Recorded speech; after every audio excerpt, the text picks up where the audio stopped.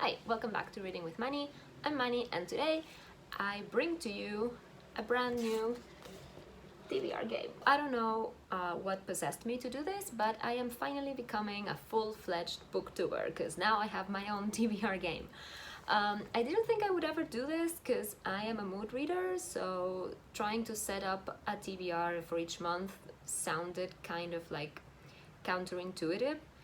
However, I have been participating in a couple of readathons in April and in March too, and I had to set up a TBR for that, and I found it to be quite fun. First of all, to try to match prompts to books, and also still quite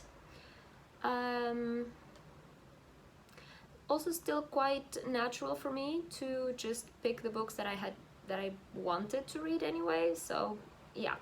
And then I figured, okay, I want to do a TBR game for me, but what do I do it about? And I finally, I don't know if you could tell because it's very bright, but this is a Friends-inspired TBR game.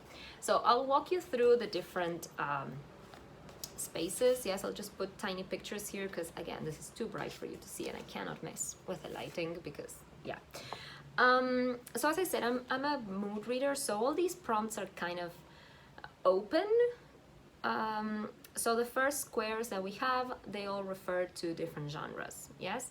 So we have, and they are, what I did to kind of make it fun for me is to assign a genre to a doodle and a quote from the show. I am a big Friends nerd, so yeah, this is gonna be fun for me and probably a very niche audience, but yeah. So on the board, as you can see, I also put little legends with like each color for each square with the accompanying quote apart from the doodle, just for me, just for fun. You can't even see it, I think, when I film it because the handwriting is tiny, but yes, it's just for me basically. But yeah, it's just the quotes that go with the reference. The first category is fantasy, which is represented by an eagle from the famous speech that Ross gives Rachel when Rachel is freaking out about Emma being locked in the apartment. An eagle just flew in, landed on the stove and caught fire. Anyway, so that's fantasy because it's a fantastical story that he creates. And as I said, this is quite vague. This is quite open, so when I say fantasy, I also include anything with like fantastical elements, paranormal, magical realism, all of that is inside fantasy, I would say. Next, we have classics, which is represented by Little Women. As you may know, it's Rachel's favorite book. She gives it to Joey to read, and well, hilarity ensues. So yes, Little Women represents classics for me. Then we have historical fiction, which is represented by a script from Joey's famous scenes with Gary Oldman, in which they go, I found the picture, and they have to spit out the words. It's all hilarious. Anyway, they are doing a World War II movie, so that's historical fiction. Then we have A Lonely Grey Couch. Oh look, cried Ned, and the kingdom was his forever. The end. That for me represents just general fiction, literary fiction, contemporary, because yeah, that's what it sounded to me. That's Chandler's famous story that he creates when he doesn't want Rachel to see the pro-con list. Anyway, whenever I see it, I'm just a lonely grey couch. The way that he says it is just hilarious. Anyway, next we have the fridge, which represents horror thriller, because that's where Joey likes to put books when they get too scary. Joey, do you want to put the book in the freezer? Yes. Yes, that's what it is. And we have a VCR and a chick. That's when Chandler goes, do you guys know how to get a chick out of a VCR? And that just screams non-fiction to me, like how to do things. And finally, we have science fiction, which is represented by this Jane Eyre, but she's a cyborg from when Phoebe and Rachel join a literature class. Yes, and Phoebe says, this book was light years ahead of its time. So that's science fiction. So anyway, those are the genres that I like to read. As you can see, I didn't include any romance or anything like that because I am not currently reading any. So yeah. And then we have the lightning, yes, which represents the lightning round from the famous game that the girls play against the guys, that is created by Ross. This is kind of what inspired it. So for that, I have a bunch of cards which have extra prompts. I'm going to go over them very quickly because this is the first time that I'm playing the game, so that you know what they are. And they are also kind of related to quotes and things, except a few. So we have pivot, which means that I could change one book or roll again if I don't like what I got. Then I have He's So Pretty I Want to Cry, which is a book with a beautiful cover. Then I have I'm Going to Yemen, which is set somewhere you've never been. Obviously, I've never been to Yemen. I have a couple that are kind of like together. I have My Best Friend and My Sister. So both of these would be my friend picks or my family member picks. Then I have I Wish I Could But I Don't Want to. That's a mood read because that's Phoebe, it's a whole mood. Then I have London Baby, and that's set somewhere you've been. I have been to London. Then I have Monica's Boots and the quote, I'll wear them all the time, you'll see. And that's to actually read something from my physical TBR because I already own them. Then I have We're Breaks and Buddies. That's what they'll call us. That's a buddy read, obviously. Then I have 18 pages front and back. So 18 pages is a book under 400 pages, and front and back would be a book over 400 pages. Then I have I'm the Holiday Armadillo, and that would be mythology. So anything with a mythological creature or based on mythology or a myth retelling or any of those things, they can all get inside this category. Then I have Oh My God, and that's the book I'm most excited about. And then I have Scotch Tape, which is my latest purchase. If you know, you know. This is also from the episode with the game, so yeah. And then I have a couple that don't have any reference, but that's Random Color Generator and Random Letter Generator, because I thought they would be fun additions to have. I am thinking of another couple of cards that I would like to include, but I haven't figured everything out yet. But if you have any suggestions for any other cards or other fun prompts that I could include that could have a friend's reference or not, leave them down below. I will be looking to expand the game in the future. There is also an Enjoy the Candy, like from when Monica gives free candy to her neighbors, and that's a free pick. That's one square in the board game. And the starting point is Central Park, and yeah, if I land on it exactly during a game, then I get to buy a book. That's what I have decided for myself, but yeah, we'll see if that happens. I am trying to save money, so that's why I have to land exactly on the starting/finishing point. Now, how this game works for me is I will be rolling 6 times, because that's around the amount of books I've been managing to read each month. This month I'm actually gonna get to 5, I think, but we'll see. I will not be doing any punishments, because that's not what I'm about. I read for enjoyment, and if I keep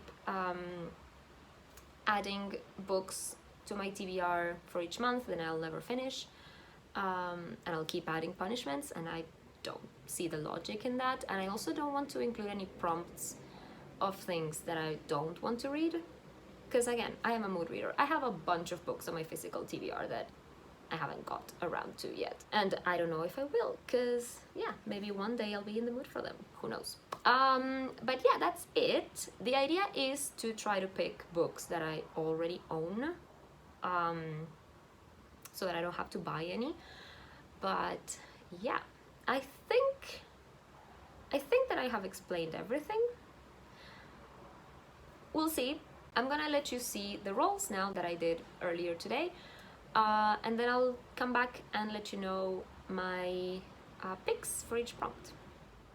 Okay, so we're all set to start. I have my cards, they have all been shuffled. This is my counter, it's a little Lego book. So let's see roll number 1. That's a 5. 1, 2, 3, 4, 5. That's a card. Exciting. 18 pages. That's book under 400 pages. All right, so short book to start with. Let's see what we do with that.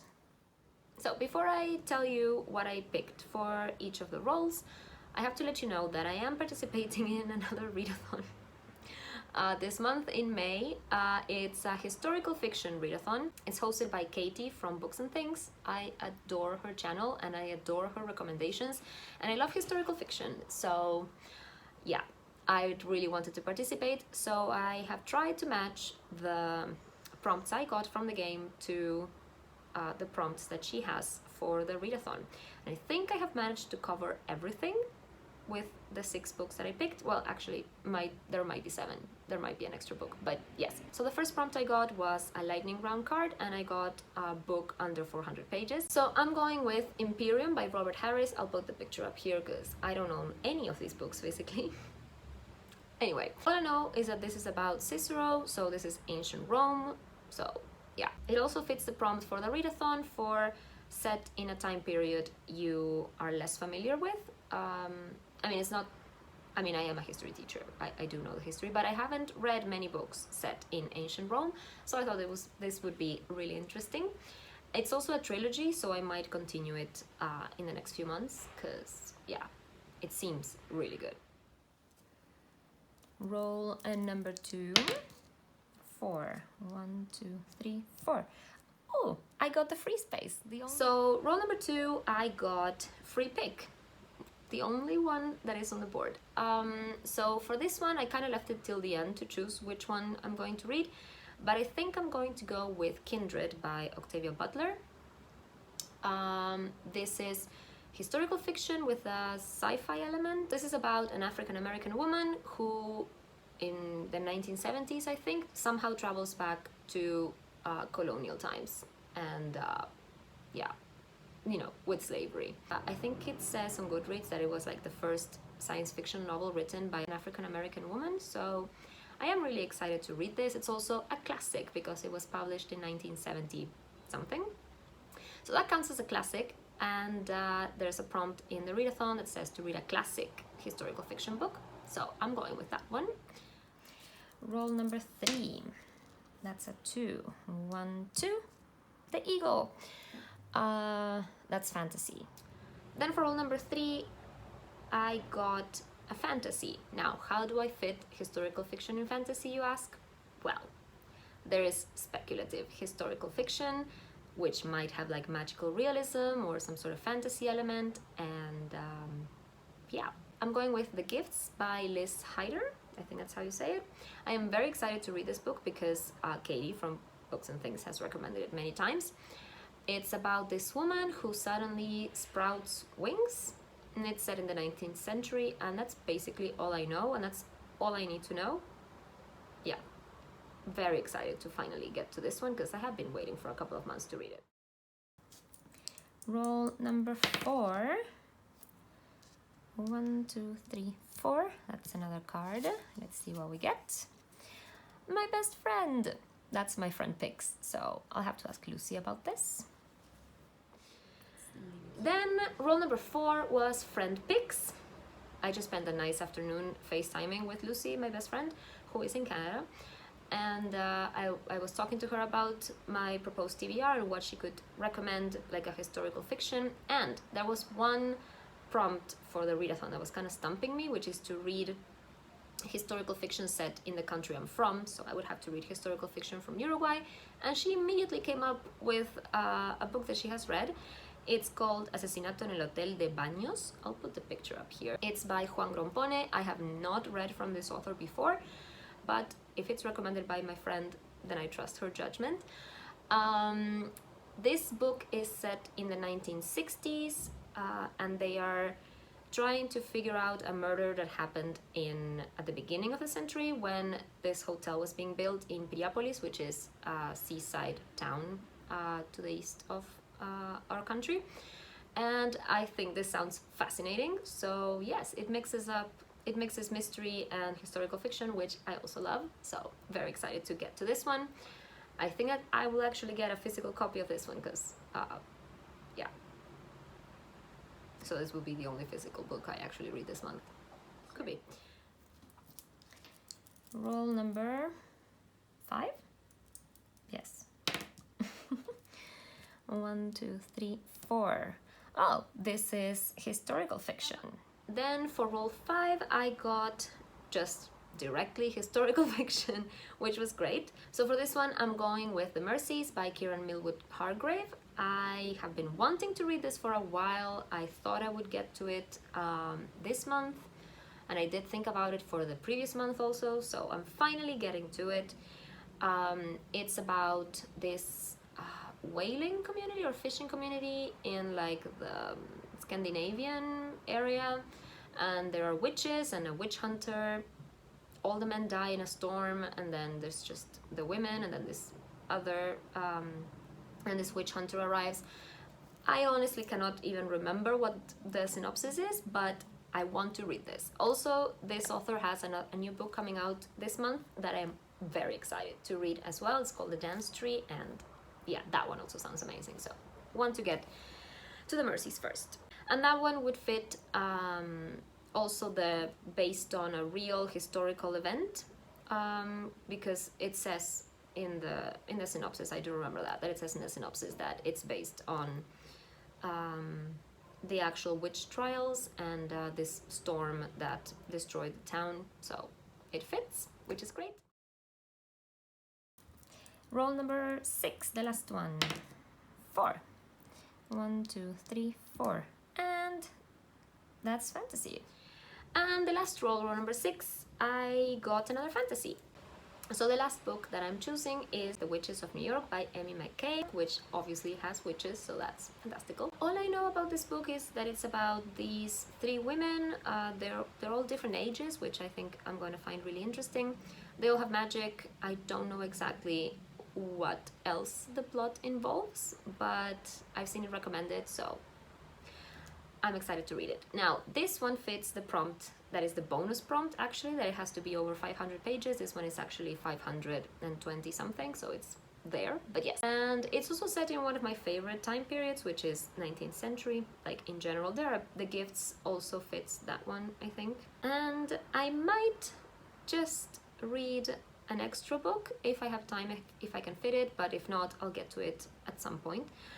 Because my friend just recommended it to me and I was like, yes, I need this, but I couldn't make it fit in the game. And that is A Land So Wild by Elisa Warkentin. I'm not sure if that's how you pronounce it, but that's basically about this expedition to the Arctic trying to solve a mystery of some previous disappearances. Yeah, and it's also set in the 19th century, so that would count also for my favorite time period. I think that one also features a gay relationship, like male-male, so a bonus. And yeah, I think that's it.